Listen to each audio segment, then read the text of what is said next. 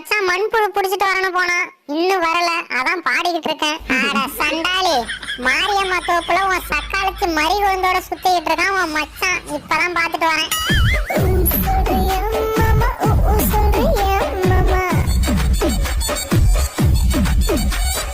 என்னடி சொல்ற?